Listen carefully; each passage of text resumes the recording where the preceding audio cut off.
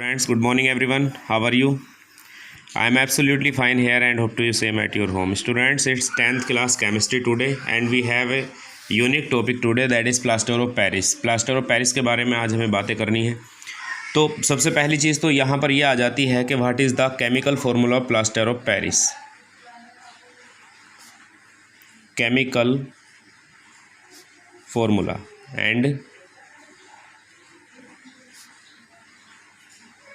chemical name. So chemical formula, what is the chemical formula of plaster of Paris? That is CaSO4 dot half H2O. This is the formula. Calcium sulfate hemihydrate is the chemical name. Calcium sulfate hemihydrate. Okay. और इसको आप एक बात और बता दूं मैं आपको कि आप इसको एक फॉर्म में और लिख सकते हो। देखिए CaSO4 डॉट हाफ H2, कभी आप डिस्टर्ब हो जाओ, देखिए पहले आप रेशियो पता कर लीजिए। देखिए CaSO4 यहाँ पर 1 है, ध्यान से समझ लीजिएगा। CaSO4 यहाँ पर 1 है और हाफ H2O जो यहाँ पर हाफ है, ध्यान से देखें। ये CaSO4 1 है और H2O हाफ है, यानी कि इनका जो रेशियो है वो 1:1/2 है। ठीक है, 1:1/2 है, यानी कि ये 1 है और ये हाफ है। तो CaSO4 का होल ट्वाइस डॉट H2O। अब क्या लिख दिया हमने बताया कि CaSO4 के इस बार 2 हो गए और H2O का 1 हो गया, तो रेशियो तो ये अब भी 1:2 ही है। ये 2 है, ये 1 है, अगर आप इसे 1 कर दो तो ये ऑटोमेटिकली हाफ हो जाएगा। तो ये है माय डियर, दोनों फॉर्मूले यहाँ पर प्लास्टर ऑफ पेरिस के हैं। CaSO4 हाफ H2O, CaSO4 का होल ट्वाइस H2O, दोनों ही फॉर्मूले प्लास्टर ऑफ पेरिस के हैं, ध्यान रखना। ठीक है, नाम क्या है? Calcium sulphate. कैल्शियम सल्फेट आधे हाफ मॉलिक्यूल के लिए हेमी कहा गया, हेमी हाइड्रेट H2O के लिए कहा गया है। अब बात आ जाती है इसके प्रिपरेशन की। What is the preparation method? Plaster of Paris को कैसे बनाया जा सकता है? तो प्लास्टर ऑफ पेरिस को बनाने के लिए चलते हैं। देखिए प्लास्टर ऑफ पेरिस को प्रिपेयर किया जा सकता है, कब किया जा सकता है? आप लिख दें, पहले थ्योरी लिख लें। व्हेन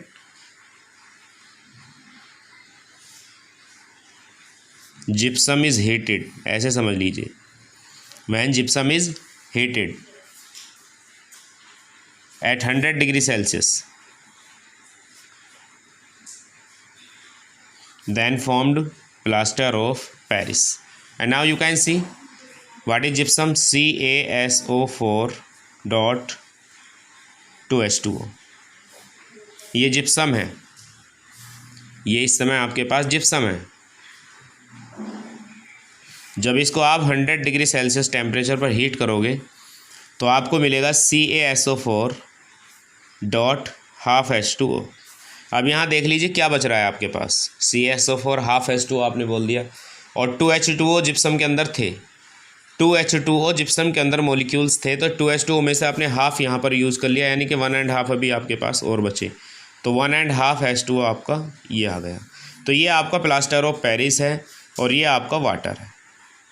ठीक है, तो आप इस रिएक्शन को अगर और थोड़ा मतलब डबल फॉर्मूलेशन से डबल कर लो। आप CaSO4 को डबल करोगे तो देखिए इस तरह से लिख सकते हो, 2 CaSO4 डॉट 2H2O, इसे ब्रैकेट में बंद कर लीजिए। ये जिप्सम है और इसके 2 मॉलिक्यूल्स हैं। इसको भी आप 100 डिग्री सेल्सियस पर जब आप हीट करोगे तो देखिए किस तरह से बनेगा। CaSO4 का होल ट्वाइस डॉट H2O, इस तरह से आप इसको बनाइए। CaSO4 का होल ट्वाइस डॉट H2O और यहाँ पर 2 लगा लीजिएगा। ये अब भी आप देखें 2 2 4, 4 ही CaSO4 हैं आपके पास, सॉरी बस इतना ही रहने दीजिएगा, 2 ही CaSO4 है। CaSO4 का होल ट्वाइस डॉट H2O। अब कितने H2O बचे? यहाँ पर 2 हैं, 2 2 4, तो यहाँ पर आपके अभी 3 और बचे, तो 3 H2O आप इस तरह लिख दीजिए। तो इस तरह से आप प्लास्टर ऑफ पेरिस को जिप्सम से प्रिपेयर कर सकते हैं। यही एक मेथड है इसको प्रिपेयर करने का, कोई और अदर मेथड इसका प्रिपेयर करने का है नहीं। ओके, अब हम आगे चलते हैं, इसकी प्रॉपर्टीज़ के बारे में हम ख्याल करेंगे।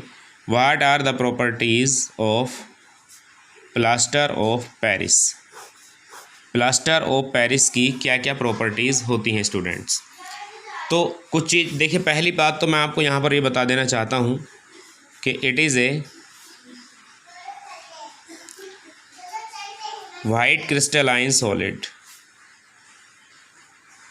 सबसे पहली बात, ये वाइट क्रिस्टलाइन सॉलिड है, ठीक है। Number 2, it is insoluble in water, ये पानी में इनसोल्यूबल होता है। When it comes in contact